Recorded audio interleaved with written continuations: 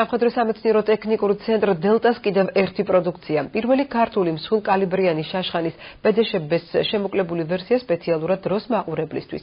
რა ტიპის სნაიპერული შაშხანა იწარმოება ქართულ სამხედრო მრეწველობაში და როგორია მისი ტაქტიკურ-ტექნიკური მახასიათებლები, ნახეთ გიორგი წეროძის სპეციალურ რეპორტაჟში. სამხედრო შეგონება ნომერი 1. არასოდეს გაექცე სნაიპერს. შენ ამ დროს დაღლილი მოხდები. მით უმეტეს, თუ მისი შაშხანის კალიბრი 12.7 მმ-ია. სნაიპერი კარგად მომზადებული პროფესიონალი მსროლელია, რომელიც მტერს წინასწარ შერჩეული შენიღბული პოზიციიდან ესვრის. სნაიპერული შაშხანიდან გაკეთებული ერთი გასროლა კი ერთ მკვდარ მოწინააღმდეგეს უდრის. ოპერაციის სპეციფიკიდან გამომდინარე სნაიპერები სხვადასხვა კლასისა და კალიბრის შაშხანას იყენებენ. თუმცა მსოფლიოს მასშტაბით ბოლო დროს განსაკუთრებული ყურადღება მსხვილკალიბრიან, ეგრეთ წოდებულ ანტიმატერიულ შაშხანებს ეთმობა. მსხვილკალიბრიანი შაშხანები დიდ დისტანციაზე განსაკუთრებული ეფექტურობით გამოირჩევიან. ოფიციალური მონაცემებით ბოლო პერიოდში დადასტურებული საუკეთესო შედეგები შორმანძილზე სროლაში სწორედ მსხვილკალიბრიან შაშხანებს ეკუთვნის.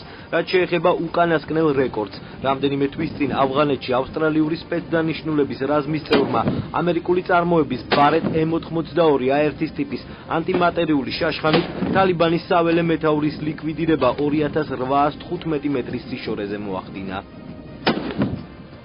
გაიცანით, ეს ქართული წარმოების მსხვილკალიბრიანი შაშხანა პედეშეპია. მისი წარმოება 2 წლის წინ დაიწყეს. დღეს კი საბოლოო ვერსია ასე გამოიყურება. 12.7 მმ კალიბრის სნაიპერული შაშხანა სამეცნიერო ტექნიკურ ცენტრ დელტაში 2013 წელს შეიქმნა. მასზე გამოიყენება საბჭოთა სტანდარტის 12.7 მმ კალიბრის ვაზნები. გამოცდებისას შაშხანამ სიზუსტის საკმაოდ მაღალი მაჩვენებელი გამოავლინა. შაშხანის მჭიდში 6 ვაზნა ეტევა. მისი ეფექტურობის რადიუსი 1800-2000 მეტრია.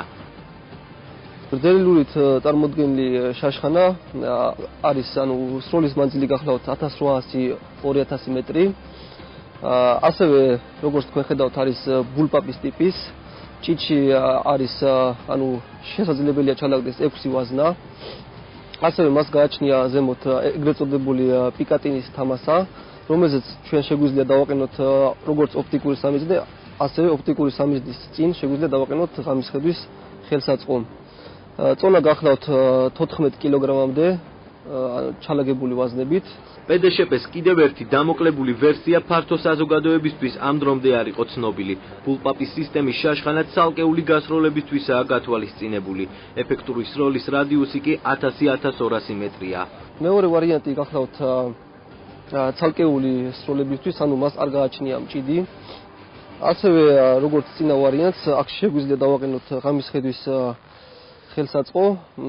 მოცემული შაშხანა მუშაობს 1000-1200 მეტრ მანძილზე. მსხვილკალიბრიანი შაშხანები როგორც ანტისნაიპერული მიზნებისთვის, ასევე მოწინააღმდეგის მსუბუქად შეჯავშნული ტექნიკის, კავშირგაბმულობისა და რადიოლოკაციური სისტემების დასაზიანებლად გამოიყენება.